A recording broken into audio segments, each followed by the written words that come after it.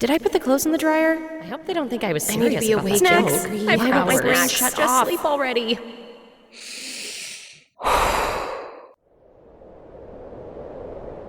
When your racing thoughts keep you up at night, it's tough to let go and get the rest you need.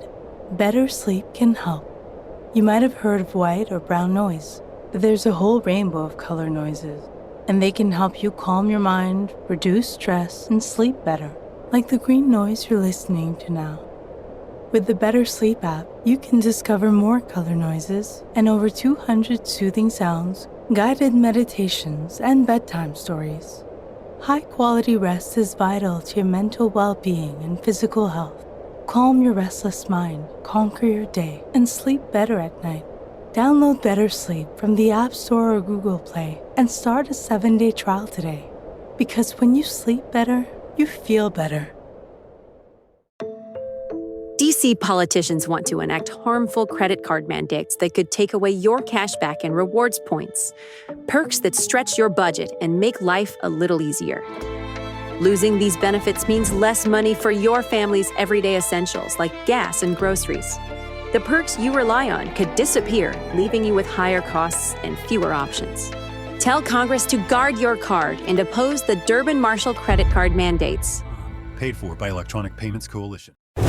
Breaking down every game, every day in Major League Baseball. This is the Baseball Betting Show. Here is your host, Greg Peterson. Hey, warm up, hello! Welcome to lovely Las Vegas for the Baseball Betting Show with myself, Greg Peterson, now part of the VSiN Family Podcast. We've got an excellent podcast for you as we're going to be joined in segment number 2 by Johnny Venezia. He does such great work over at Rotowire. We're going to be chatting with him about a few different things. We're going to be chatting about the NL Rookie of the Year race. I know that he was giving out Cade Horton when he was right around 20 to 25 to 1, and right now he is the odds-on favorite, but Drake Baldwin's still lingering. We're going to talk about how that is very, very strange. If Garrett Crochet has a chance to be able to win that American League Cy Young as well, with what we saw from Tariq Skubal getting a little bit banged up and getting shelled a little bit against the Miami Marlins over the weekend as well. And if there's any teams out there and is feeling bullish on with regards to the futures market, as it is very much a very, very murky market, to say the least, in the final segment, going to get you guys picks and analysis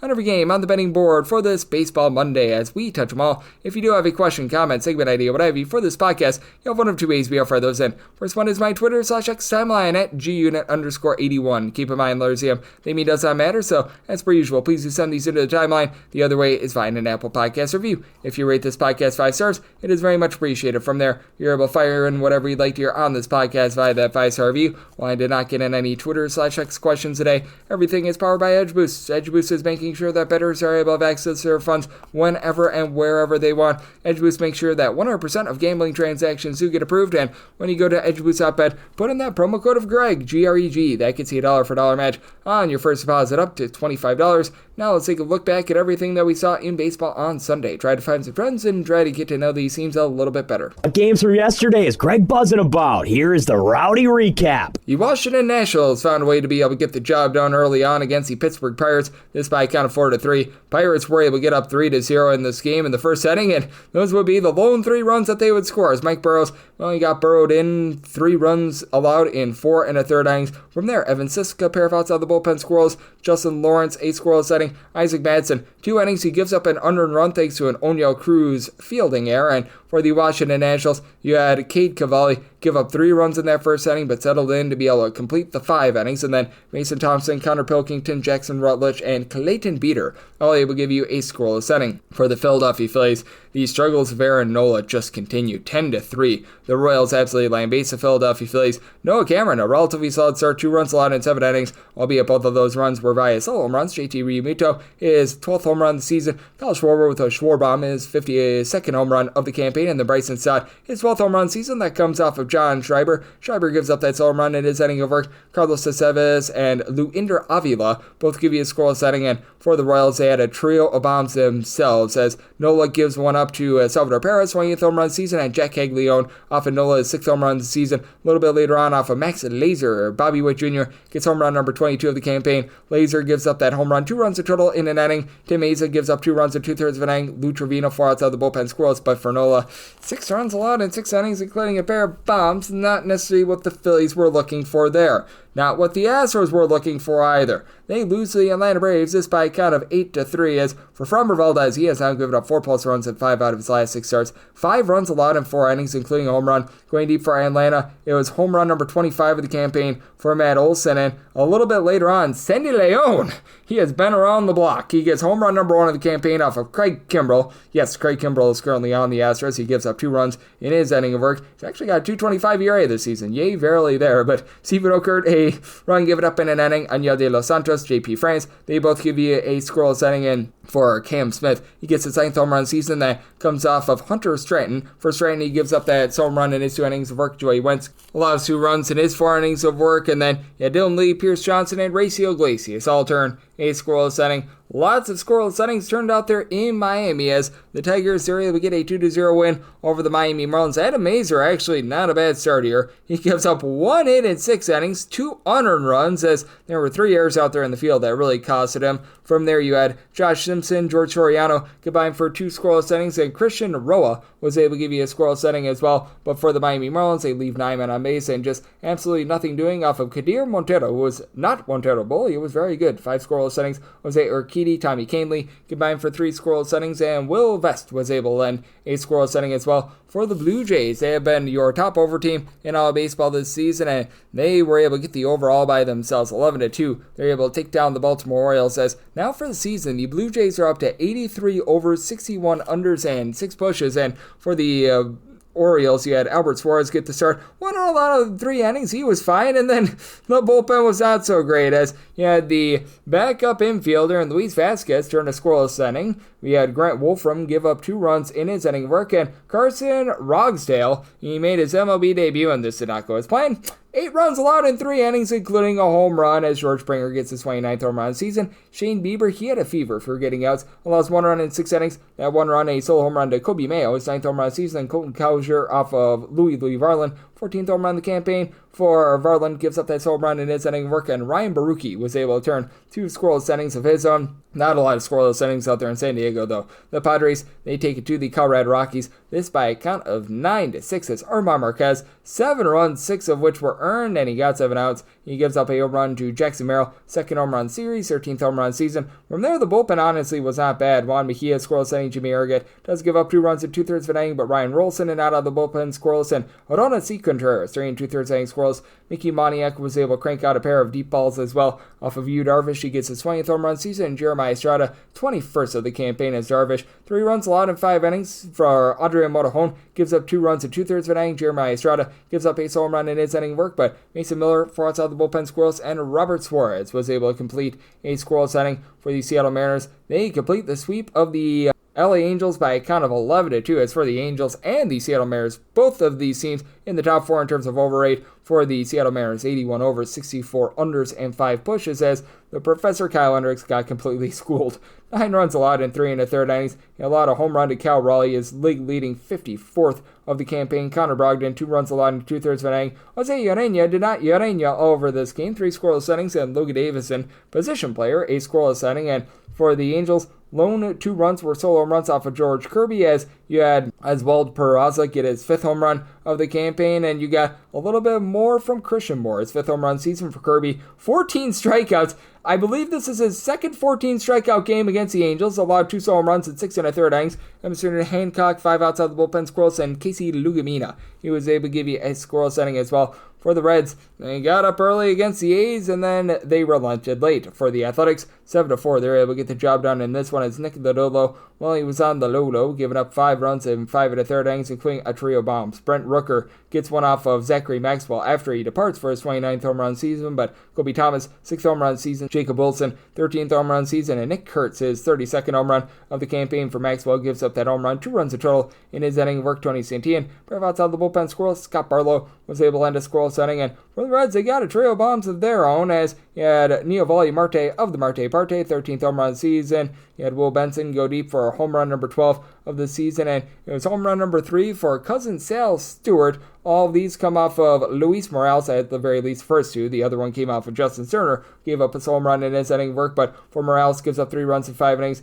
Brady Basso, Tyler Ferguson combined for a scoreless inning. Sean Newcomb and Michael Kelly, they're both able to complete a scoreless inning of their own. For the Chicago Cubs, they were able to get the job done against the Tampa Bay Rays by a count of 4-3. As for the Rays, Adrian O'Connell, Doogie Howser, solid start here. 2 runs allowed in 6 innings. Did give up a home run to Ian Happ, 22nd home run season. From there, Edwin Uceta gives up 2 runs in his inning work before you had Mr. Acton and Garrett Acton be able to give you a scoreless inning. And for the Tampa Bay Rays, pair of home runs here. Junior Caminero, alive for a 50 home run season. Back-to-back days with a home run, 44th of the campaign. That comes off of Shota Imanaga. And then Yandy Diaz off of Imanaga, 24th of the season. Imanaga gives up 3 runs in 5 innings, but bullpen did their part. Andrew Kittredge, a scoreless inning. Javier Assad and Caleb Theobar, they combined for 3 scoreless innings. And for the San Francisco Giants, they just absolutely pulverized the San Francisco Giants.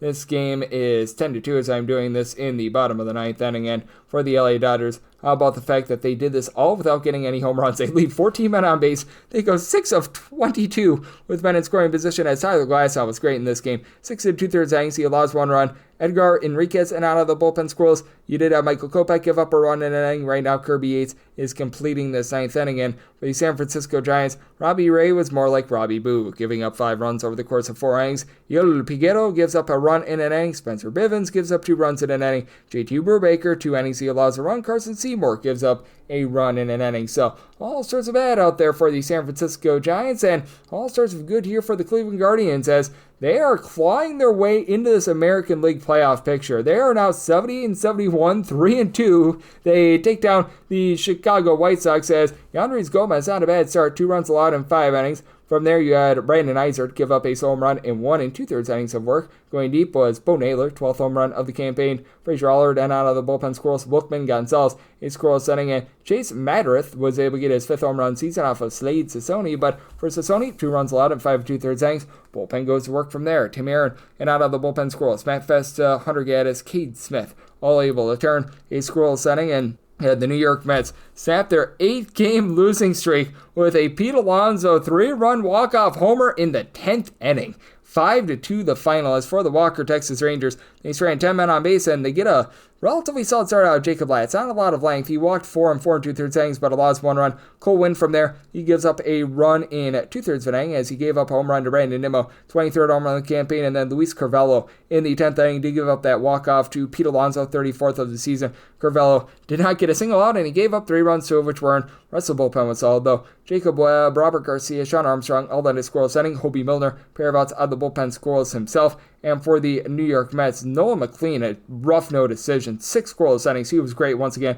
Brooks Raley goes off the Rayleigh, so 2 runs allowed in 2/3 of an inning, but Reed Garrett and out of the bullpen scoreless. And then Tyler Rogers, Edwin Diaz, Ryan Stanek are able to turn a scoreless inning. And for the Arizona Diamondbacks, they turn a 6-4 win over the Minnesota Twins, as Nabel Krismet was able to give you just enough to be able to get the W, as he gives up 2 unearned runs over the course of 5 innings. He was hurt by a pair of errors out there by Jordan Lawler. That was not great, but Anthony DeSclafani tried to give this game away. He gives up 2 runs in 2 2/3 innings, both of which were solo home runs. Matt Wallner, his 22nd home run of the campaign, and Mickey Gasper, his 2nd home run of the season. From there, Jalen Beeks, Ryan Thompson combined for 3 outs out of the bullpen squirrels. Kyle Backus has to come in to get the final out of the game. He was able to do so. And James McCann, the wily veteran, 4 RBI, including a 3-run shot off of Bailey Ober, 4th home run season. Ober continues his miserable season, 4 runs allowed over the course of 6 innings. Genesis Cabrera gives up a run in 2/3 of an inning. Michael Tonkin, 1 1/3 innings, allows a run. And then Thomas Hatch down the hatch. He was able to give you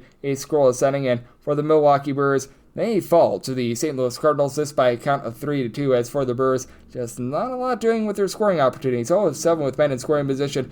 Their runs were off of solo home runs. Caleb Durbin, 11th home run season. Danny Jansen, his 12th. Both come off of Miles Michaelis, who gives up those 2 runs over the course of 5 innings. From there, John King, Orde Alcala combined for 2 scoreless innings. Jojo Romero, Riley O'Brien both give you a scoreless inning. And for the Brew Crew, Jose Quintana only makes it 4 innings, allowing 3 runs. Bullpen from there was great. Aaron Ashby, Grant Anderson combined for 2 scoreless innings. Chad Patrick, Jared Koenig, Yo Piamps were all able to end a scoreless inning. And things on Sunday Night Baseball got out of hand early, as the Red Sox put up a 6 spot in the first inning. They get the job done by a count of 6-4. We'll talk a little bit more with our good friend Johnny Venezia about the American League Cy Young race. As Garrett Crochet, we had done this before he had his outing. He does give up 3 runs in 6 innings, including a pair of homers. He also had 12 strikeouts, though, as Aaron Judge was judge, jury, and executioner. 48th home run of the campaign. Ahmed Rosario goes deep for his 6th home run season. Then off of Steven Matz, Jared Cabrera gets his 5th home run season. Matz gives up that home run in his inning. Vert Garrett Woodlock, Aroldis Chapman, they both lend a scoreless inning. And for Carlos Cervantes, he goes deep off of Will Warren, his 14th home run of the season. As for Warren, he gives up 6 runs in the first inning. To his credit, he managed to fill 5 innings, giving up those 6 runs. And then from there, Camilo Duvall, Mark Later Jr., Paul Blackburn all lend a scoreless inning. The Red Sox did not score in the innings 2 through 9, but was more than enough to be able to get the job done. And for Aroldis Chapman, save number 30 of the season for him. If you're taking a look trend-wise at what we're getting in baseball right now, it has been a underwhelming season thus far. The under is sitting in that neighborhood about 51.2%, 1,094 unders to a little bit over 1,045 overs. Meanwhile, for money line favorites, they've been having a bit of a rough go of it. 1,247 and 963 on the money line, so 56.4% hit rate. They've been better over the last 7 days, though. 52 and 37 on the money line last 7 days. Last 7 days, pretty even with regards to totals. 45 overs to 46 unders. And if you're looking at the last 30 days in Major League Baseball, has been a little bit overwhelming. 206 overs to 192 unders, so 51.8% to the over with money line favorites. And at just 54.7%, 225 and 186. So that's what we're seeing in baseball right now, and that's what we're all getting trend-wise. Coming up next, how about if we do take a look at this murky playoff picture and the awards markets have yet to be decided with our good friend Johnny Venezia does great work over at Rotowire. On the flip side, you're on the Baseball Betting Show with myself, Greg Peterson, now a part of the Beast and Family Podcast. DC politicians want to enact harmful credit card mandates that could take away your cash back and rewards points. Perks that stretch your budget and make life a little easier. Losing these benefits means less money for your family's everyday essentials like gas and groceries. The perks you rely on could disappear, leaving you with higher costs and fewer options. Tell Congress to guard your card and oppose the Durbin-Marshall credit card mandates. Paid for by Electronic Payments Coalition. Breaking down every game, every day in Major League Baseball. This is the Baseball Betting Show. Here is your host, Greg Peterson. We're back here in lovely Las Vegas for the Baseball Betting Show with myself, Greg Peterson, now part of the VC Family Podcast. Always great to be joined by this man, as we've got Johnny Venezia aboard. He does such a great job taking a look at this great game of baseball. He's got his own podcast, the Breaking Bet Podcast. Wherever you get this fine podcast, you're going to be able to find that. I know that he's doing a rock-solid job over there at Rotowire, taking a look at all things baseball. He's doing some football as well, so he covers it all, and you're able to follow him on the old Twitter/X at an underscore. His name, Johnny, with a H. I have to always preface that. JOHNNYVTV. And Johnny, it's always great to get you aboard. Thank you. G Unit, what's going on, brother? How are you? What's going on is we've got about 2 weeks left of the baseball regular season, and things are really getting heated up with the awards market. And just to let people behind the curtain, we are doing this before Garrett Crochet goes out there for his Sunday Night Baseball start against the New York Yankees. But how do you take a look at the American League Cy Young hunt now that Tariq Skubal had a less than savory start against the Miami Marlins, goes out with an injury, and I feel like Garrett Crochet, if he shines on Sunday Night Baseball, he can find himself right back in this. Yeah, I think the Skubal injury opened up the window a little bit. Obviously, he's fine. That's good. He did get touched a little bit. 4 earned and 3 1/3, the abbreviated start. I'm not exactly sure why the number is as big as it is, even before the injury. Like, Skubal's minus 7,000 or bigger, depending on where you're looking. Crochet 13-1. I'll never understand how we get cheated on those odds like that, where somebody's minus 7,000, the next closest is 13-1. They're squeezing you on both sides. But Garrett Crochet, man, like, he's firmly in the mix here. The big difference really between these two is ERA. Skubal's around a 2.26, Crochet's a 2.57. And I think Crochet is going to have to probably be closer to like a mid 2.3, high 2.3 in order to really have a shot. The strikeouts, he's got a really good shot to take home. The whip's probably going to get down a little bit. Maybe voter fatigue sets in, possibly. I mean, the AL East, where it's a much tougher division than the AL Central, maybe you get some rewards there. But with a few starts left, I think Crochet at 13-1 is certainly worth a chance. It's worth a bet because this guy's been absolutely dealing this year. I mean, I know he had that one awful start against Cleveland where he got touched, but if he's able to put together 3 really good starts to end his 2025 campaign, certainly got an opportunity, in my opinion, to take home an AL Cy Young.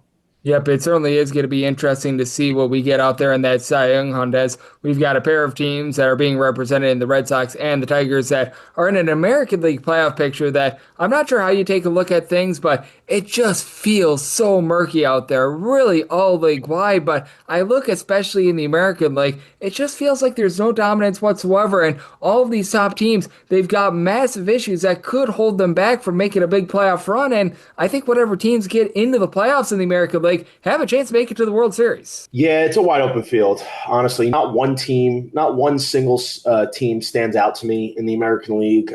Toronto, they've had a really good year, but they have their issues. Yankees, Tigers, I just got to see it before I believe it when it comes to playoff success. Seattle always chokes. They're an all-or-nothing approach. I don't think that's going to pan out well for them. Houston's always there, man. They have the postseason pedigree. That's the one team I'd really look out for because they're just always able to succeed in the postseason in the last 10 years or so. But ultimately, the 2 preseason teams that I really liked coming into the year was Boston and the Texas Rangers, man. And ultimately, what we're looking at here is Boston is firmly in the mix in the American League. I think they have a really good chance to make some noise. Their pitching's coming together. I really like Peyton Tolle. I watched him a lot at TCU. He was awesome a couple seasons ago with the Frogs on the mound, and ultimately he's translated into the MLB thus far. I know he's had a couple rough starts, but ultimately I like what they have pitching-wise. I think their offense is pretty good. And let's not fall asleep on my Texas Rangers here, man. I mean, I know it hasn't been a great season, but don't look now. They're 8 games over 500. They're in a dogfight with the Mets right now on this Saturday afternoon, and only 2 games back. And I got to be honest, man, I think – when you're looking at the Texas Rangers, you can't ignore what they've been able to do in the postseason as well. I think if DeGrom's vintage DeGrom and they're getting some good starts from Jack Leiter and they have maybe Corbin could be decent, they have an offense that's still capable of putting it together. See if obviously Corey Seager comes back. I still think the Red Sox at 7-1 are a worthwhile play in my opinion. Yep, and I do think that with the Red Sox, it certainly hurt that Roman Anthony's out of the fold, but how much do you take a look at it as it just being a complete team? Because that's the way that I really look at the Red Sox right now, having a really good bullpen, having a team that maybe you don't have that main masher, because Wilder Abreu was leading the team in home runs prior to him going down. He's been down for quite a while, and I think that that's a big piece that I really feel like they need to get back, but at the same time, there's no real weakness with the Boston Red Sox, whereas with every one of these other teams, there is one, especially with the Yankees and the Blue Jays and their bullpens looking really bad here in the last few weeks. Yeah, and the big thing, we've seen this so many times, you got to have pitching in the postseason. The hitting obviously is important. The main thing with hitting, you got to have a group of guys that can get on base and don't strike out a ton. If you're able to do that in the postseason, typically you have success. And when it comes to the playoffs, dude, put the ball in play. That's what wins in October. Truthfully, you're throwing out arguably the best pitcher in the American League this year with Garrett Crochet. I mean, maybe you want to say Tariq Skubal, that's fine. But there's not really any matchups, I would say, that the Boston Red Sox would face with Crochet on the mound where they're at a disadvantage. The only time that you can make that case is going to be when they're facing Tariq Skubal and the Tigers. So you have that big game pitcher. I feel like Boston is a team that's been kind of hanging around all year. They're having a really good season. They're 81-67 coming into Saturday's game. And I got to be honest, man, it all comes down to the matchups. But I feel like Boston's able to match up with any team that they would have to go see. I really believe that. And that's why I think 7-1 is a fair number here for a team that we're able to see them really take charge of October. I mean, you look at the Tigers are ahead of the Red Sox. The Yankees are ahead of the Red Sox. The Blue Jays are ahead of the Red Sox. They're actually the favorites to win the American League. I mean, I'm not buying that. So ultimately, there's opportunities down the board. And Texas at 16-1. I think Texas is going to get in. Matter of fact, you can get them 10-1, 11-1 to win the AL West. They're only a couple games back right now after an awesome September start, and they have some winnable matchups. They're going to face Houston, an opportunity to gain some ground, and Seattle's got some tough matchups as well. I think they're going to face Houston and the Dodgers in their final 3 series. So Texas at north of 10-1 is definitely a play I'd be making for them to win the division. And then once they get in, look out, man.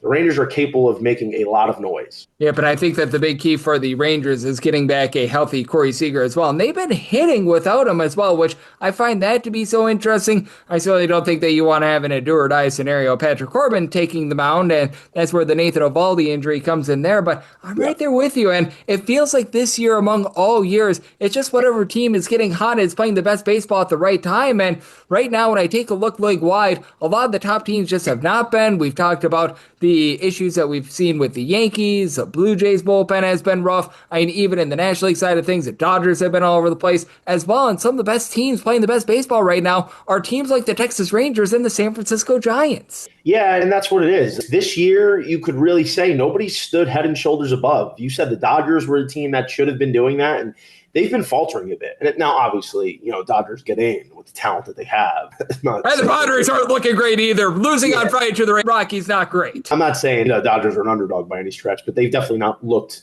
like the defending World Series champions. There's value further down the board, man. And the playoffs, it's all about matchups. It's a short season when you get to the postseason. So it's just who puts together a good stretch of a few weeks that can really make the run here. I think there's a lot of options open. San Francisco does look really good. They're very much alive to be getting into the postseason. Philadelphia, man, I just felt like their chance was a few years ago against Houston. You lose Zach Wheeler. That's your big game pitcher. I know they have a lot of arms, but it's not just about talent when you get to the postseason. You need that guy that when you're throwing out there, he's going to give you a chance to win. That's what Zach Wheeler is in the regular season, and that's what he is in the postseason. Now, who do you throw out there if you're Philly? Aaron Nola, game one? I'm not feeling that. Milwaukee, same sort of thing where I got to see it to believe them, sort of like the Tigers. They can win their 90, 95 games in the regular season, but what are you going to do in the playoffs? Maybe you win one series and then you get clipped. I mean, that's really what they've been. The Yankees made it to the World Series last year. I just don't think they're going to have the juice, especially without Garrett Cole. Seattle, we know what Seattle does. I don't know if the Cubs have enough juice, especially with the Kyle Tucker injury. San Diego's shot was last year, in my opinion. Houston's always live. Boston's live. The Mets are pretty close to collapsing and not even making it. So, I mean, really, if you're looking at a team to bet to win the World Series right now, Texas Rangers 35-1 is certainly a team I would consider. I think it's worth a little sprinkle. Giants at 80-1 right now. I am not looking at betting any of the favorites or even the teams in the middle tier like the Seattles at 11-1 or Chicago at 14-1 or San Diego at 14-1. It just, to me, the only two teams that's even close to that is Houston and Boston. But otherwise, you're looking at further down the board. I don't see a ton of value in taking the top teams. And obviously, it might be worth waiting on betting the shorter teams as we get closer to the postseason. Like Texas and San Francisco are worth a shot now because the closer they are to getting into the postseason, the odds are going to shrink. But for the top tier teams, it's all about seeing what the matchups look like for them. Yep, absolutely. And I do think that that's so well said by you because the 12 teams that are projected to be in the playoffs right now, I can never remember the board being just so as, shall we say, short with those teams as we've seen right now. Not a lot of separation between 1 through 12. So I do think that that's great advice by you as Johnny Venezia does great work over at Rotowire, joining me on the Baseball Betting Show. And you handed out some great advice a few weeks ago with the National League Rookie of the Year award, as I feel like the two awards are still very much up for grabs. We talked about with the American League Cy Young and then the National League Rookie of the Year award. You gave out Cade Horton, well, that was well above 15-1. As a matter of fact, I think it might have been north of 20-1. Right now, 25. If we're doing this, 25-1 to be exact. Right now, he is minus 140 as we're recording this. Drake Baldwin a plus 155. And how do you take a look at this market? Because this is really the lone award other than the Cy Young Award in the American League right now that's up for grabs. And I do think that's going to be interesting to see what we get down the stretch, especially with the Cubs team that they're probably going to need some of these games in order to be able to shore up a playoff spot. And Horton is going to be a big part of it. Let me just say this right now. If you think at this moment that Drake Baldwin should be the NL Rookie of the Year, for winner for any other reason that you bet him, you're a loser. You don't know ball. There's no possible scenario Drake Baldwin should be the NL Rookie of the Year winner. I don't know what goes through your mind if you think that. I mean, this guy's 3 for his last 32. This guy's batting under 270. He's batting with an OPS in the 770s. He's been on an absolute stinker since the month of September started. I don't understand it. And even still, like, you have a guy that is on a team that's not making the playoffs. Meanwhile, Cade Horton, he hasn't been good. He hasn't been great. He's been unbelievable. He's been the number one pitcher in all of baseball in the second half. This guy has been amazing. And even more so, he is the reason why the Cubs are in the playoff hunt. Their offense hasn't been that good. The other pitchers have slowed down, like Boyd, and Shoda's been okay. But Cade Horton is the horse. And what are we talking about that this guy shouldn't be the clear-cut favorite? And in my opinion, the mainstream media and the Atlanta homers are carrying Baldwin in this market. They're up talking him. You can put up Jim Bowden and his ridiculously stupid article saying Baldwin's head and shoulders above the field. Last week, they go, well, I don't know what this guy's looking at.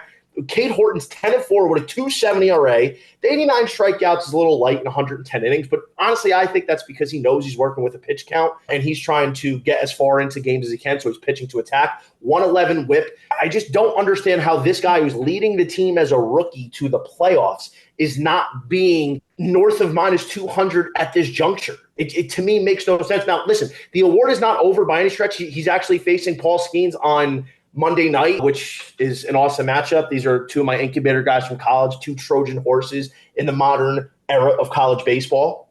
If he can outduel Skeens, he's got the Reds and he's got the Cardinals. He needs to just keep doing what he's doing. But I just feel like they're kind of waiting for Baldwin to hang around and win this award, and I don't understand it. I understand in the NFL, team success is factored in more with awards than it is for the MLB, but it's not even close, man. You have to factor in team success. And you got these nerds that are all about war. War is the biggest load of crap that we have in the game. The fact that we've allowed war to take on such a meaningful part in voting, to me, it's outrageous. That's all it is.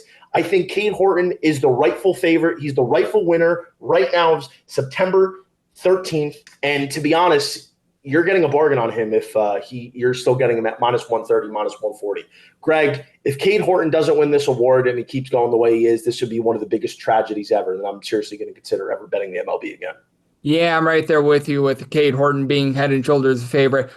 Drake Baldwin has had a solid year, but he's not even playing every single day at the catcher spot for the Atlanta Braves, and that's been a big issue for the Atlanta Braves. It's been one of the most underachieving teams in all of baseball, and I think that the number 3 option in some places is like Isaac Collins, and, well, he's a country mile off of that. If they give Isaac Collins, then that's I got really, news for you, really though. I'm not a proponent of Isaac Collins winning. I mean, a 28-year-old rookie? Give me a break. What world are we living in that you're 28 years old and you're still up for Rookie of the Year? I think that's something that the MLB needs to change. This guy is basically Van Wilder. He's pushing 30 and he's still up for Rookie of the Year. Give me a break.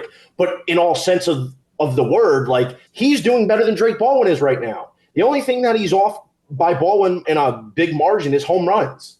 I mean, he's stealing bases. He's got a better OPS. He's got a better average. He's got a few less RBIs, but I mean, overall, Isaac Collins is more impactful for the Brewers right now than Drake Baldwin is for the Braves. And the truth is, like, the Braves are cooked. They're done. So anything he does is stat padding. It doesn't add to his team's success because they're done. They're not making the playoffs. So you have two guys who are in the thick of the playoff race who are impacting their team in a positive way. And then you have Drake Baldwin here who's on a 3-for-32 stretch coming into Saturday night's game. I feel like I'm talking to a wall when I have these people saying Drake Baldwin for NL Rookie of the Year. You're only saying that because, A, you either have a ticket on him, and I understand you're wishing your ticket home, or B, you're an Atlanta homer who's had a miserable year and you want something good to happen. Meanwhile, don't get greedy. You won a World Series a few years ago. So let's call it what it is. Cade Horton, NL Rookie of the Year. Let's bring this home one time. It's not even a thought for me. I don't understand it, especially the fact that he shut down Baldwin head-to-head twice. He goes 11 1/3, 1 earned against the Braves in back-to-back starts, which, by the way, is incredibly disadvantaging for a pitcher to have to do that. Cade Horton, here's a who, is the NL Rookie of the Year winner right now. It shouldn't even be a debate. That's the fact of the matter, Greg. And I mean, this has just been an absolutely remarkable run from Cade Horton as well. In his last 10 starts, he's given up a grand total of 5 runs, and he's given up 2 runs or fewer in every single one of them. When the Cubs have really needed it, because let's call it what it is, the Cubs in the second half of the season, they have not been hitting. So they've needed it even more from Horton, just like on this podcast, we always need great guest spots. And Johnny, we know that you can deliver just like Cade Horton has this far this season. You do great work over at Rotowire and so much more. So let the good people at home know it's all on tap for you and how people can follow along on social media and other platforms. Yeah, when I'm not tweeting Cade Horton home, I am writing for my dearly beloved Rotowire all my NFL picks. I'm doing a couple videos every week. Catch the Against the Spread and the player prop bets. I got my podcast Breaking Bet, which will go live every Sunday morning at 10 a.m., every Wednesday night at 8 p.m., getting the best of the NFL slate for that week. And, of course, you can follow me on Twitter at _JohnnyVTV. But, Greg, let's be real for a second. Cade Horton, here's a who, needs to be the NL Rookie of the Year. And by the way, this is what you get for watching college. It doesn't matter. It matters if he wins. But that aside, getting him at 25-1, I mean, this is what watching college baseball gets you. Already got Nick Kurtz in the bag. Got that in the bag a month ago. Got Paul Skeens last year at 45-1. Got Cade Horton at 25-1 this year. This is why watching college baseball is so important, because it gives you an insight that 99% of the market and the media does not have. So that's why you need to be following me, especially come college baseball time. Absolutely. And when it comes to college baseball, more and more of these guys, it feels like, have went to the majors quicker than ever before as well. It used to be you had to wait 3+ years for a lot of these guys. And for Horton, it was a little bit longer than a lot of people were anticipating. But boy, has that paid off in droves. And it always pays when we get Johnny on the podcast. A big thanks to Johnny for joining me on the Baseball Betting Show, now part of the VSiN Family Podcast. Coming up next, it is that time of the podcast. I give you picks and analysis on every game on the betting board for this Baseball Monday as we touch them all. DC politicians want to enact harmful credit card mandates that could take away your cash back and rewards points. Perks that stretch your budget and make life a little easier. Losing these benefits means less money for your family's everyday essentials like gas and groceries. The perks you rely on could disappear, leaving you with higher costs and fewer options. Tell Congress to guard your card and oppose the Durbin-Marshall credit card mandates. Paid for by Electronic Payments Coalition. Breaking down every game, every day in Major League Baseball. This is the Baseball Betting Show. Here is your host, Greg Peterson. And we're back here in lovely Las Vegas for the Baseball Betting Show with myself, Greg Peterson, now part of the VSiN Family Podcast. Always great to be joined by Johnny Venezia. He does such great work over at Rotowire. Taking a look at this wonderful game that we all know and love of baseball. Every single time he joins me, he lends such great insights. Did so once again today. So big thanks to Johnny for joining me in the last segment. Now it is that time of the podcast. I give you picks and analysis on every game on the betting board for this Baseball Monday as we touch them all. If a game is listed on the betting board, Greg has a side and a total on it, so it is time to touch them all. Do note that as per usual, any changes that are made to these plays will be listed up on my Twitter/X feed at @GUnit_D1, and we are going to be going in Las Vegas rotation order. This is where we go with the National League games first, then the American League games. If we had interleague games, they would be at the bottom. We don't have any interleague games, so we don't have to worry about that. Let's get things started with 9:01, 9:02 on the card. The Cubs are on the road against the Pittsburgh Pirates. Braxton Ashcraft is on the bump for the Buccos, and Jameson Taillon goes for the Cubs. Cubs who find themselves as a favorite between -126 to a -137, between +108 to a +115. That number on the Buccos.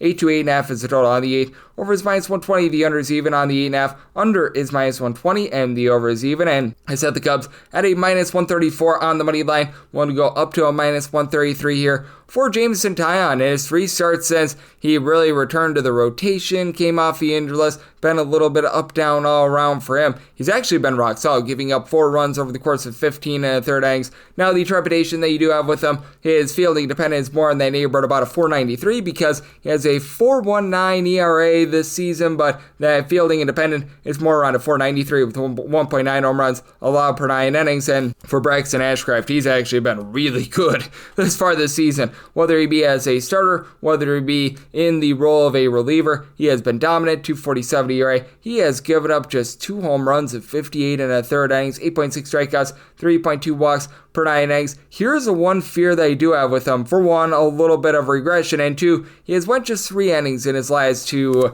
shall we say, appearances, which means that they might be trying to limit his innings a little bit more. They might be trying to make sure that he doesn't get overworked, and they're trying to just have him fresh for 2026, and he is backed up by a lineup that is currently dead last in the big leagues in terms of both runs per game and home runs on a per at-bat basis. You've only got 3 guys on the roster who have 10+ home runs this season. Oneil Cruz Cruz, Brian Reynolds, and Andrew McCutcheon, and Cruz is just not hitting for average, and that's so much of this team. He, Emmanuel Valdez, Alexander Canario, Lovar Piguero, Henry Davis, Cam Devaney, all these guys are aimed below a 210 right now. You've been able to get a little bit more. Jared Trollo's now give you a 325 on base, but you don't even have much in terms of batting average with Isaiah Kiner-Falefa. Now DFA. Nick Gonzalez has been able to about a 275. He's like the only guy on the roster that's giving you a batting average above a 260. And then on the other end for the Chicago Cubs, no doubt it's been a struggle ever since the All-Star break. They've been a bottom 6 lineup in terms of run creation ever since then,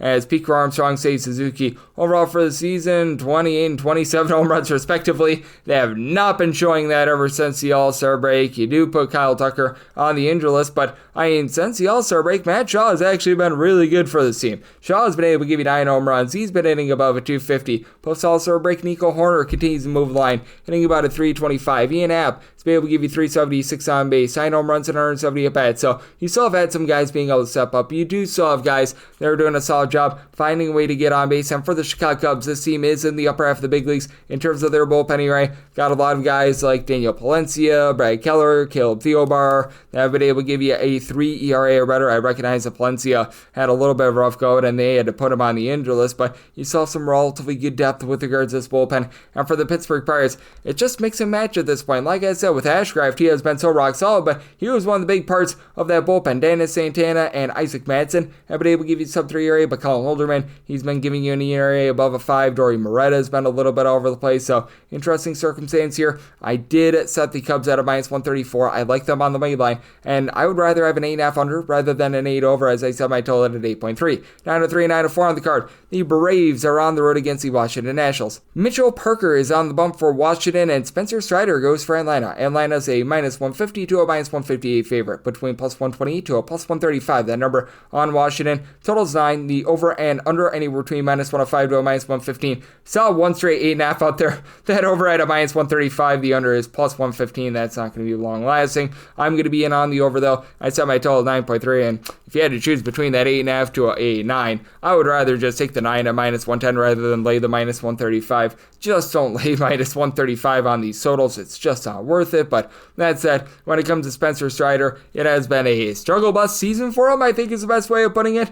4.86 ERA. The strikeout numbers aren't terrible, 9.6 strikeouts per 9 innings, but in order to excel, he does need to be hitting a double-figure amount of strikeouts per 9 innings, because when he gets hit hard. He's given up 1.5 home runs per 9 innings. Has had a lot of issues with that regard. Good news is he's given up 3 runs or fewer in each out of his last 3 starts, so things look to be getting online a little bit more there. And for Mitchell Parker, this has just been a second half of the season to forget. Like his first 10 starts of the season, he was limiting hard contact, and ever since then it is just toilet bowl. The good news is he has given up 3 earned runs or fewer in each out of his last 3 starts, albeit he has given up some unearned runs. But you just take a look at this guy overall ever since the All-Star break. Things have just completely toilet bowl from 6.84 ERA in his 10 starts, 51 and a third innings, 11 home runs. So he's given up about 2 home runs per 9 innings. He's only getting about 6 strikeouts per 9 innings. He's backed up by a bullpen that's currently dead sinking last in the big leagues in terms of bullpen ERA. Just have so many guys like Orlando Robalta, Shinkuski, Ogasawara, Connor Pilkington that are giving you an ERA above a 4.5. There's really no reliable options whatsoever. And for Washington, they average right around about 4.5, 4.6 runs per game away from home. Only about 4 runs per game when they are at home. You've got James Wood giving you good wood, 27 home runs, 355 on base, but those home run totals have really fallen ever since the All-Star break. You've had Luis Garcia move the line, he and CJ Abrams hitting between about a 257 to a 265, but for Abrams, with his 17 home runs, 14 of them have come when he has been away from home. Really, the only of their young guys that's getting on base is Dallin Lyle. He's been able to give you 340 on base, hitting at 290. He's been rock solid, but then you look at these guys like Andres Shapiro, Robert Hassel, Dylan Cruz, guys like this, they're all giving you less than a 300 on base, really not aiming for a ton of power. And for the Atlanta Braves, this has been a top 10 offense in terms of run creation ever since the All-Star break. It's not been a thing of beauty with regards to Michael Harris getting on base. His on-base percentage is a 258, but you know what? He is up to 17 home runs. He's been able to about a 240. You've got Marcell Ozuna hitting for just a 229 with the average, but 356 on base, 20 home runs. Matt Olson is starting to find it. 25 bombs, 360 on base. I know that Drake Baldwin has had his ups and downs. We talked about that with Johnny Venezia, but still 15 home runs, 333 on base at the catcher spot. And then John Murphy He does have 16 home runs, hitting just a 200 though, and this has been an Atlanta Braves bullpen that has been in the bottom half of the big leagues in terms of ERA ever since the beginning of the month of July. We have seen quite a bit of drop-off with these guys other than Pierce Johnson, who's been rock solid. He's been able to give you a 2.30 ERA, and I will say, Tyler Kinley, since they picked him up from the Rockies, has actually been really good. He's given up 1 run in 18 innings, but you have Raciel Iglesias, who's been so unreliable this year. Overall for the season, only about a 3.50 ERA, but it's been too little too late for his actual good appearances. Austin Cox has been bad in the bullpen. He was so bad he was posting up over an 80 ERA, and they had to send him down to the minor leagues. Dane Dunning has not been good in his audition. Desbel Hernandez is up to about a 3.40 ERA. The Dodd-father, Dylan Dodd, actually looked really good in a long appearance a few days ago, but might have wiped himself out to be able to contribute in this spot. But that said, I do think that the Braves are going to be able to slug their way to victory. With the Braves, anything of even money or better, I'd be willing to take a shot on that run line. Right now, I'm finding that right around about a plus 105. So I'm going to be looking at that Braves run line at plus money, and I'm in on the 9 over. 905, 906 on the betting board, the Cincinnati Reds, and yes, we're on to Cincinnati. They're onto the road face-off against the St. Louis Cardinals. Matthew Liberatore is on the bump for St. Louis, and Zach Littell is on the bump for the Reds. Reds who find themselves as underdogs between even money and plus 105 and minus 118, minus 125. Then I'm on St. Louis. 8.5 is the total. Unders between minus 110 to a minus 115. Over is minus 105 to a minus 110. I'm willing to lay up to a minus 124 with the Cardinals money line.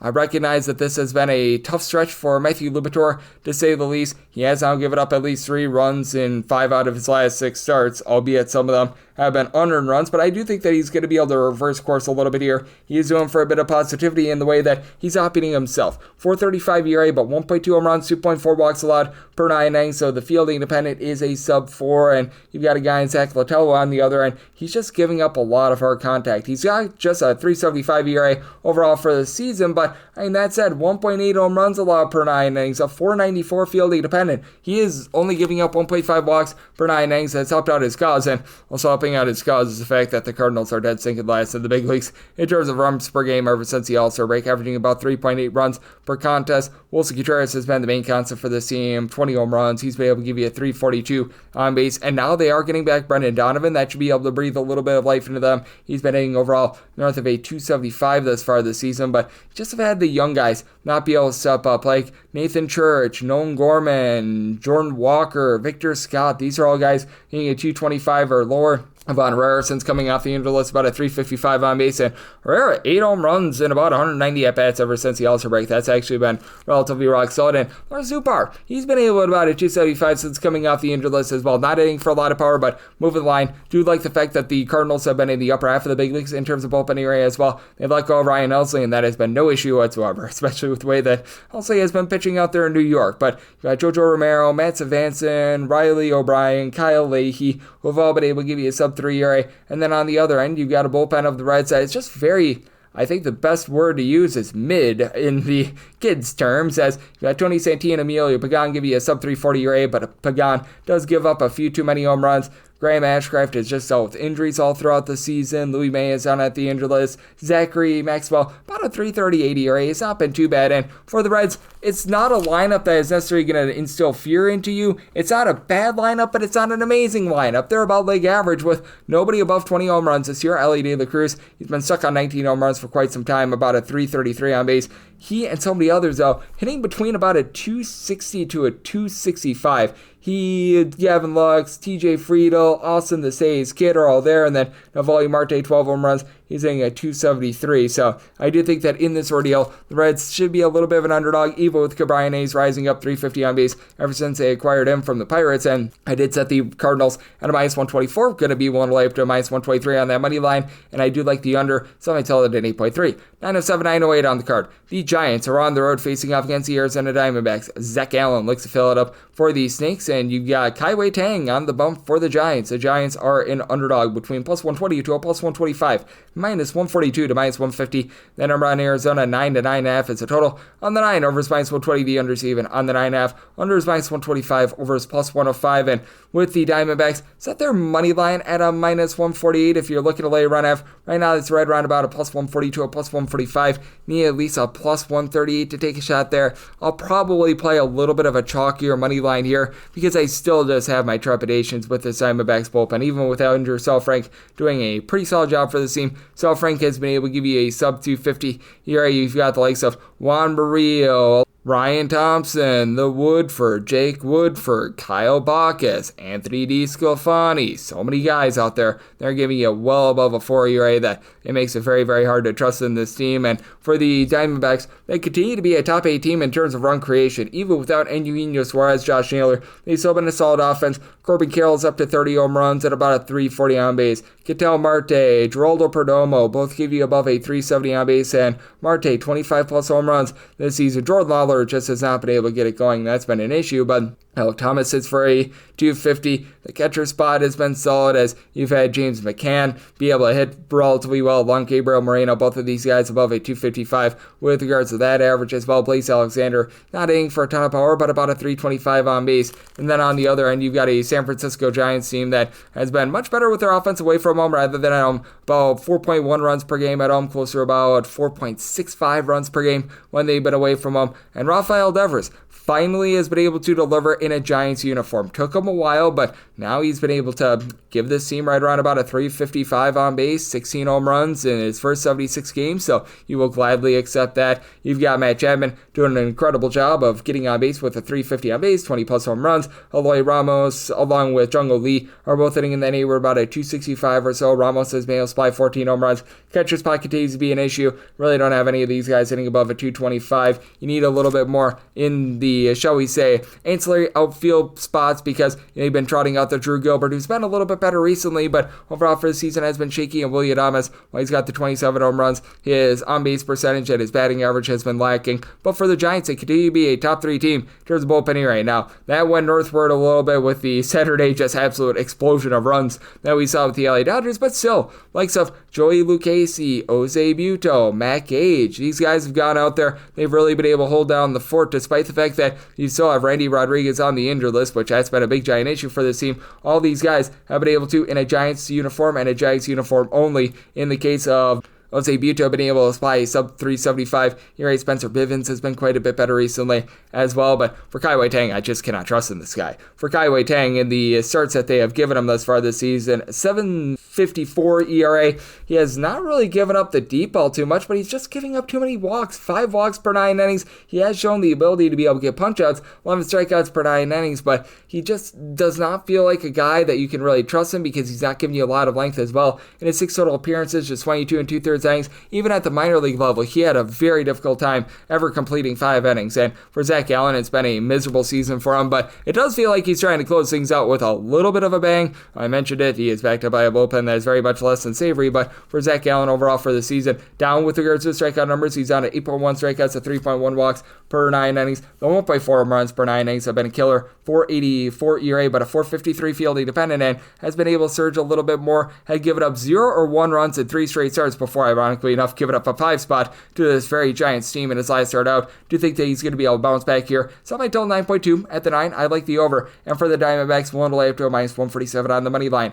909, 910 on the card. It is the Dodgers playing against the Phillies. Emmett Sheehan is on the bump for the Dodgers. Ranger Suarez is on the bump for the Phillies. Right now, the Phillies are between plus 105 to a plus 108, minus 125 to a minus 130. Then I'm on the Dodgers. 8.5 is the total. Under is minus 120 to a minus 125. Over is between even money and plus 105. And for the Dodgers, I did set them at a minus 138 on the money line. I'm going to be willing to lay it. For this Philadelphia Phillies team, they're just so different with their offense when they are at home versus when they're away from home. This is a Philadelphia Phillies team that is a top 3 offense in terms of run creation when they're at home. They're actually in the bottom 10 when they're away from home. 5.5 runs per game at home compared to 4.24 runs per game away from home. That's one of the biggest splits that you're going to find in all of baseball. And a lot of it is because outside of Kyle Schwarber, you don't necessarily have a ton of power. Kyle Schwarber, over 50 home runs, has been magnificent with his 370 on base. Bryce Harper has been that number 2 guy. He's right around 24 home runs, 350 plus on base. Outside of those 2 guys, what else are you going to be able to get though? Harrison Bader has been solid ever since they picked him up. 15 plus home runs, a 360 on base, but now you've got Trey Turner down for what? Deal with injury. Otto Kemp has been solid whenever they've given him at-bats. Bryson Stott, Nick Castellanos, in between about a 249 to a 260, and Castellanos double-figure amount of homers, but you expect a little bit more power considering he's only giving you about a 296 36 on base. For the Phillies, it's obviously been a bullpen that has had trials and tribulations. Good news is you didn't have to trot out there any of the trustworthy guys yesterday, as you've had Jose Alvarado actually really struggle ever since coming off the suspended list, but the likes of Tanner Banks, Orion Kerkering, obviously Yohan Duran, who they picked up at the deadline. These have been guys supplying a sub-3.25 ERA, and for the Dodgers, it has been a trek with regards to their bullpen, to say the least, because now you've got guys healthy for this team. Tanner Scott, along with Kirby Yates, Michael Kopech, they're all off the injured list, but I mean, the only guy that's really giving you a sub-4 ERA is Michael Kopech, and that's been on a very small sample size. They had to land Alex Vesia on the injured list. They should be getting him back relatively soon. I believe that they did in that series against the Giants, so that's rock solid, as he has Jack Dreher have been able to give you a sub-3.25 ERA. And what is key for the LA Dodgers is that now they've got Max Muncy back. With Max Muncy in the lineup, they're averaging about a full run half per game more than when he's out of it. He's been able to give the team 17 home runs and over a 360 on base, but it just feels like he gives other guys superpowers. I'm not sure how and I'm not sure why, but Shohei Ohtani, 49 home runs, about a 395 on base. You've had 24 home runs apiece out of Teoscar Hernandez along with Andy Paz. Though for Hernandez, a 281 on base, he needs to work on that. Freddie Freeman continues to give you about a 365 on base. Will Smith has been dealing with injury, and he's probably going to be hitting the injured list. That's a little bit of an issue at the catcher spot, as Dalton Rushing just simply not getting the job done, but still very fearsome Dodgers lineup that leads the big leagues in terms of runs per game at home with about 5.7 runs per contest, but you do have a guy in Ranger Suarez who has actually been really good on the road this season, and it's not like he's an absolute flamethrower, but he's getting a solid amount of strikeouts. For Ranger Suarez, his strikeouts per 9 rate hovers in the neighborhood about 8.8, 0.6 home runs, 2.2 walks allowed per 9 innings, and when he's been away from Philadelphia, this guy has been absolutely masterful, as the overall ERA this season is a 2.77. That dives all the way down to a 2.05 away from home, and when it comes to Emmett Sheehan, he has been pretty solid in terms of being able to get swings and misses. For Sheehan, he has been able to supply the team with over 9.5 strikeouts per 9 innings. He does give up about like 3 walks per 9 innings. That's an issue, but 3.32 ERA. He has given up a combined 3 earned runs in his last 3 starts. Did semi-total as a result at an 8.4, so at the 8.5, like the under, and for the Dodgers, one away up to a minus 137 on the money line. 9-11, 9-12 on the board. It is the Blue Jays on the road against the Tampa Bay Rays. Trey Savage is on the bump for the Blue Jays. Hopefully I got that correct, as it's his MLB debut. And for the Rays, it is currently listed as to be determined, but we are thinking that Joe Boyle is going to be getting the start and or a bulk appearance for the Tampa Bay Rays. With the Rays right now, they are listed between plus 110 to a plus 108, minus 125 to a minus 130. That number on the Blue Jays with a total of 8.5. The over is minus 115, the under is minus 105, and if we can get to a plus 109 or better right now, seeing that plus 110 on the Rays, going to be willing to go in on them on the money line. And for the total, I said my total at 9.4 for Yesevich. Again, hopefully I said that correctly. It might be Yesevich. He is going to be making his MLB debut. Highly touted guy for the Blue Jays. And you take a look at what he's done at the minor league level. This guy has been an absolute machine. He has really worked his way up the minor league ranks. He was pitching for East Carolina a year ago in college baseball. I think that he made the College Baseball World Series at some point for them. 14.7 strikeouts per 9 innings across all levels of baseball. He was even getting those strikeouts when he was at Buffalo, but at AAA Buffalo, in his 6 total appearances, he was giving up 5.7 walks per 9 innings. He has a little bit of a Rick the Wild Thing Vaughn sort of mentality with him, in which he's got really good swing and miss stuff, but in his MLB debut, he might be a little bit amped up. I love fading these guys in their first career starts, and I'm going to be looking to do so here. Now, for the Tampa Bay Rays, they've yet to confirm Joe Boyle, but he was supposed to start for the AAA Durham Bulls yesterday. He did not make that start, and the Rays right now have to be announced for their starters. So myself and Mark Tompkin, who covers the Rays, are right now connecting the dots with this regard. And if you do get Joe Boyle, he's made 6 starts, 10 total appearances with the Rays this far this season. Another guy is a flamethrower, 9.5 strikeouts per 9 innings, but has allowed 6 home runs in 36 and 2/3 innings at 5.40 ERA. But he's backed up by a bullpen that, in my opinion, is still relatively sturdy and solid for the team. Pete Fairbanks, Eric Orze, Garrett Clevenger, these guys have been able to give you a sub 3.15 ERA. Mason Englert has been a little bit banged up, so that's been hurting them a skosh, but even someone like an Edwin Uceta has been a serviceable long guy. And for the Tampa Bay Rays, you've got Junior Caminero, might be able to get a 50 home run season. 44 bombs, 262 average, really doesn't give you a lot of walks, 301 on base, but he's been rock solid there. Yandy Diaz is up to 24 bombs, hitting about a 290. Brandon Lau has been able to get loud, 28 home runs. He's been able to hit 260 with regards to that average as well. Now, the bottom lineup has been an issue. The entirety of the shortstop spot and the entirety of the catcher spot has just been a disaster for this team, but you've got Chandler Simpson with 40 stolen bases, bases. He's hitting at 295. Jake Magnum, he's hitting at 300. He's been able to give you 24 stolen bases. So these guys have been pretty rock solid. And for the Blue Jays, ever since the All-Star break, this has been a bottom 8 team with regards to their bullpen ERA. If you look overall for the season, you've got plenty of guys that have been rock solid for this bullpen. As if you go back to his time with the Minnesota Twins, Louis Varland is posting up a sub 350 ERA. Uriel Rodriguez, Braden Fisher, all these guys, Brandon Little, have been rock solid. But pretty much all these guys are north of 4 ERA ever since the All-Star break. But for the Blue Jays, ever since the All-Star break, they have been your number 1/number 2 team in the American League in terms of run creation, with having George Springer launching 29 bombs. He's been able to give you 395 on base. Vlad Guerrero Jr., nearly a 400 on base. He's up to 23 home runs. Bo Bichette is hitting above a 300. He's up to 18 home runs. Dylan Varsho is giving you a home run every about 10.5 at-bats, hitting for just a 242, but he's been able to supply a lot of power. And even, don't call his name, Alexander Kirk, 360 on base. Do think that you get a higher scoring game. It's up by 9.4. Like the over, and for the Rays at a plus 109 or better, I'm going to be in on that money line. 913, 914 on the betting board. It is the Orioles, and they're on the road against the Chicago White Sox, as Kyle Bradish is on the bump for the O's, and Sean Burke goes for the White Sox. Tonight's game is 8. The over is minus 115 to minus 120. Under is between even to minus 105. Minus 142 to a minus 150. That number on Baltimore. Plus 120 to plus 125. That number on the White Sox. I'm going to be looking at the over. I did set my total at 8.1.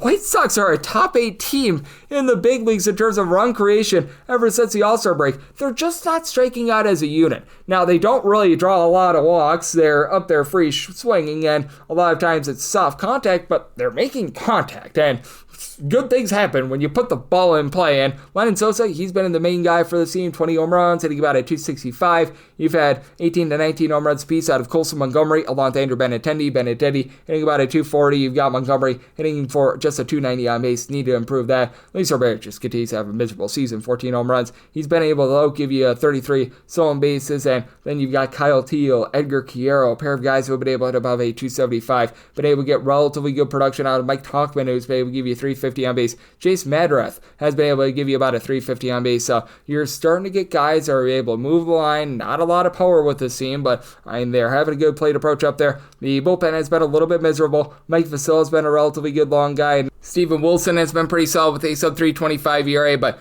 then you've got the likes of Frazier Aller, Jordan Leisure, Tyler Gilbert, Tyler Alexander, a whole bunch of guys that have been posting up above a 375 ERA. And on the other end, you've got an Orioles bullpen that's pretty much equally as bad, if not a little bit worse, as Grant Wolfram, Yennier Cano, along with Cade Stout. These guys have just not been able to get the job done in general. For Baltimore, they are looking for anyone whatsoever that could give them good bullpen pitching. Keegan Aiken has been solid. Keegan Aiken has been able to give you a sub 335 ERA, so he's been able to do a solid job, and Stout probably doesn't deserve a lot of slander. He's actually been very good in this bullpen, only getting about 6 strikeouts per 9 innings, so I expect a little bit of regression there, but so you've got so many guys in this bullpen. They're posting up an ERA that is well above a 4, and for the Orioles, they're just hitting the same away from home rather than at home.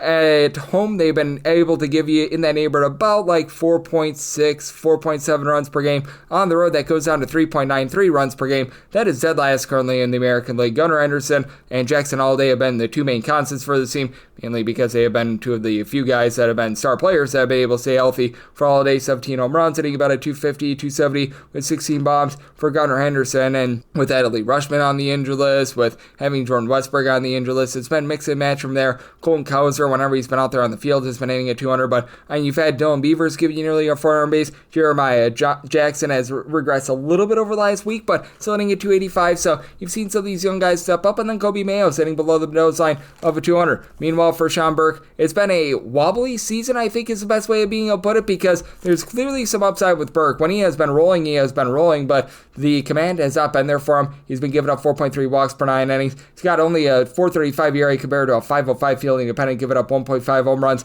per 9 innings, but has now given up 300 runs or fewer in each out of his last 5 starts. But I do think that that's due in for a little bit of regression. I do think that the Orioles are going to be able to get to him. Meanwhile, for Kyle Bradish, he has been really good in terms of getting swings and misses, and he's coming off of just a long stint on the injured list. He's made 3 starts since coming off of it. He's been very rock solid, 11.1 strikeouts per 9 innings. It's given up 2 home runs in 17 innings in those 3 starts, so do like to see that. But both of these bullpens I do think are going to really yak away this total, so I'm going to be in on the total of 8 over, as I did semi-titled at 8.1. And for the Orioles, I can only go up to a minus 134 with regards to the money line. If you're looking to lay a run half right now with the Baltimore Orioles, you're going to be finding that right around about a plus 112 to a plus 118, and that's just not enough for me to be able to dive in there. We'll see if we can get to a plus 134 with the White Sox. And when it's all said and done, because a lot of places have this at north of minus 145 with the Baltimore Orioles, I do think that when we get those dime lines out here in lovely Las Vegas, there's a chance we do get that plus 135. So in all likelihood, going to be looking at the White Sox in some form or capacity, and I do like this 8 over. 9:15, 9:16 on the card. The Yankees are on the road against the Twins. Simeon Woods Richardson is on the bump for the Twins. Carlos Rodon is on the bump for the Yankees. Yankees are between minus 187 to minus 194 favorites, between plus 152 to a plus 162 is that number. Minnesota with a total of 8.5. Over is minus 115 to minus 120. Under is between even and minus 105. If you're looking to lay a run half with the Yankees, between minus 110 to minus 118 is that run line. Now, the Yankees are coming off of Sunday Night Baseball, which is always a tight turnaround, and typically I like to fade teams coming off of Sunday Night Baseball. I just can't do it with how gutted this Minnesota Twins team is. I was willing to lay up to a minus 114 with this Yankees run line, so I'm going to be signed up there for Carlos Rodon. He has been just the main concept for the Yankees in terms of their pitching. Even Max Fried had his ups and downs. Now Fried looking much better now, but I mean, for Carlos Rodon, 9.5 strikeouts, the 3.5 walks per 9 innings is a little bit of an issue, but still, he's sitting up a 3.11 ERA. He's been able to limit the damage when he's been away from home, and 2 runs or fewer allowed now in each out of his last 6 starts. And for Woods Richardson, he's just really hit a rough patch. He was really rolling in like the early summer months, and since then things have just completely toilet bowled.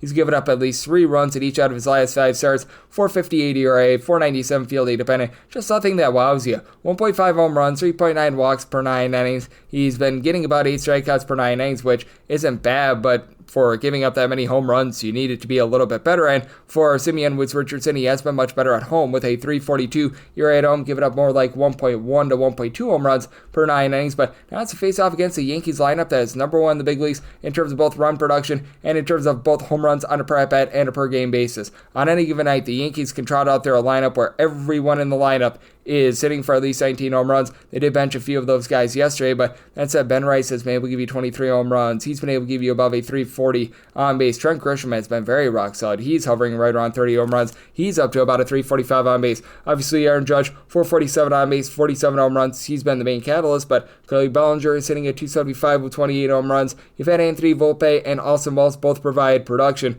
19 plus home runs out of both of these guys, but less than a 275 on base. So they do get to be a little bit all or nothing there. And the big thing for the Yankees is out of the 30 MLB teams since the beginning of the month of July, they are 29th in terms of bullpen ERA, as Luke Weaver has not been himself since coming off the injury list. Yuri De Los Santos has really hit the skids recently as well. They had a DFA, JT Brubaker. You've right now got an ERA hovering around 5 for Mark Leiter Jr. Devin Williams is above a 5 with regards to his ERA. Camilo Udval is not paying out. David Benhar has been solid. David Benhar is giving you a 241 ERA, but it's not like this Minnesota Twins bullpen is a whole lot better, because for the Minnesota Twins, they traded away all their good relief pieces at the deadline. No more Yohan Duran, no more Louis Varland. Instead, you're looking at Cody Funderburk, Justin Topa, Cole Sands, throw in there Michael Tonkin. All these guys are posting up an ERA of a 3.90 or worse, and for the Twins, they have guys that are able to crank it yard, as Matt Wallner continues to give you 20 plus home runs. Cody Clemens, he had that 3 home run game. He's been able to supply 19 home runs, but for both Clemens and Wallner, both of these guys hitting at 220 or lower, albeit Wallner is up to a 312 on base. And you do have Trevor Larnage hitting for about 250, 16 home runs. Byron Buxton has been that main man with a 333 on base with 31 home runs, but just a completely lost season for Royce Lewis. Lucas Shield has been able to hit for above a 300. He's been nice for the team, but overall, you've got a lot of guys that they just don't find a way to move line, and I do think that Carlos Rodon goes out there and dominates. Did semi-titled at 8.6, so here at the 8.5, like the over, and the Yankees on the run line, and wrap things up with 9:17, 9:18 on the card. The Walker Texas Rangers at the road, they're facing off against the Houston Astros. Jason Alexander, no relation to Mr. Costanza, is on the bump for the Astros, and it is Jack Leiter who's on the bump for the Rangers. No numbers currently up on this game, as it was unclear until the nighttime if it would be Jason Alexander or not, but I've got my handicap set the Astros at a minus 134 on the money line, willing to go up to a minus 133 there, plus 135 or higher looking at the Rangers, and then maybe it's all of an 8.4, 8 or less, in on the over, 8.5 or higher the under for the Astros. They are currently dead last in the American League in terms of run creation ever since the All-Star break. They did get a little bit more online in that series against the the Atlanta Braves, so that was very nice to see. And Jason Alexander has been surprisingly really good for this Houston Astros team. He got completely little blazed in his few appearances with the Athletics. That's because he was pitching in Sacramento, and if you look at the Astros numbers and the Astros numbers only, is he due for regression on that 2.82 ERA? Yes, he's got a 4.25 fielding dependent, but I mean, he's not beat himself. 1.2 home runs, 2.7 walks allowed per 9 innings. Not some sort of strikeout artist with 7.4 strikeouts per 9 innings, but 3 runs or fewer allowed in each out of his last 5 starts. And for Jack Leiter, he's starting to put it together as well. Now for Leiter, he really does need to keep the walks down. 4.4 walks per 9 innings, but 8.8 strikeouts and 1 home run allowed per 9 innings. 3.81 ERA, more like a 4.10 fielding dependent, but he has given up 3 runs or fewer in each out of his last 5 starts. He's really gotten better as the season has went along as well. And for Jack Leiter, the big key for him is the fact that he has actually been able to do a pretty rock solid job when he's been away from home thus far this season. Away from home, the ERA does go up to a 4.45, but he's also given up only about 0.9 home runs per 9 innings. It is a Houston Astros team that has Yordan Alvarez hitting for average, and he's moving the line, getting on base right now about a 365 on base, but hasn't really seen that power come back ever since coming off the injury list. Jeremy Pena is hitting right around about a 300. He's been able to give 15 plus home runs, and you still have Jose Altuve looking like the Jose Altuve of old. He got a little bit of a day off yesterday and is most likely going to be out of the fold for this series, as it looks like he's dealing with a little bit of a foot issue, and a lot of guys are just not necessarily giving you on-base percentage. Like Christian Walker has done a nice job being able to supply the team with now 23 home runs, but less than a 300 on base. Like Yanier Diaz is hitting for about a 259. That's a good average, but that's less than a 290 on base as well, so you just need a little bit more there. And for the Astros, this has been one of the better bullpens in the big leagues in terms of ERA, but now you've got a few guys like Bennett Sosa, Josh Hader on the injury list, so Stephen Okert, Brian King, Brian Abreu, both of the Bryans being able to give you a sub 325 ERA, but now you're trusting in Craig Kimbrell in the bullpen, and that's not necessarily great. And for the Walker Texas Rangers, I do think that there's a lot of regression coming with this lineup. Somehow, some way, they've really been able to maintain since the beginning of the month of July. They're averaging over 4.8 runs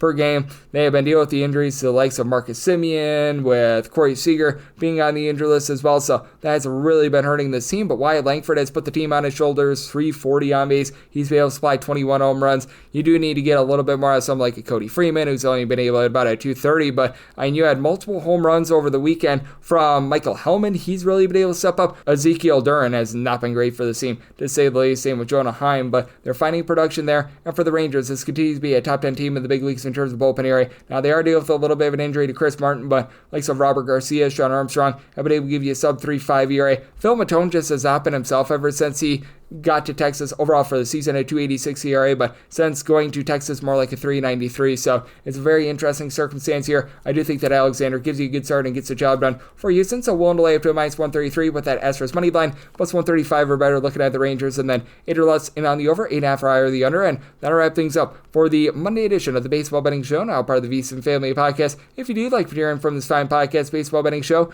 you're able to subscribe wherever your podcasts, Apple Podcasts, Google Play, Spotify, Stitcher, and TuneIn. If you have a question, comment, segment idea, what have you for this podcast, you have one of two ways we offer those in. First one is my Twitter/X timeline at gunit_81. Keep in mind, letters CM, they mean does not matter, so per usual, please do send these into the timeline. And the other way is find an Apple Podcast review. If you rate this podcast 5 stars, it is very much appreciated. From there, you're able to fire in whatever you'd like to hear on this podcast via that 5-star review. And a big thanks once again in segment number 2 to Johnny Venezia. Does great work out with Rotowire for joining me. I'm coming at you guys every single day on this podcast, regular season and postseason, so I'll be back with you once again tomorrow. Thank you. Did I put the clothes in the dryer? I hope they don't think I was serious. I need to be about awake. Snacks. I forgot my brain Snacks. shut Just off. sleep already.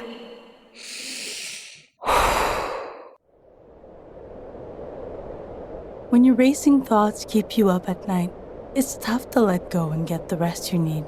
Better sleep can help. You might have heard of white or brown noise, but there's a whole rainbow of color noises, and they can help you calm your mind, reduce stress, and sleep better, like the green noise you're listening to now. With the Better Sleep app, you can discover more color noises and over 200 soothing sounds, guided meditations, and bedtime stories. High-quality rest is vital to your mental well-being and physical health. Calm your restless mind, conquer your day, and sleep better at night. Download Better Sleep from the App Store or Google Play and start a 7-day trial today. Because when you sleep better, you feel better. see politicians want to enact harmful credit card mandates that could take away your cash back and rewards points. Perks that stretch your budget and make life a little easier. Losing these benefits means less money for your family's everyday essentials like gas and groceries. The perks you rely on could disappear, leaving you with higher costs and fewer options. Tell Congress to guard your card and oppose the Durbin-Marshall credit card mandates. Paid for by Electronic Payments Coalition.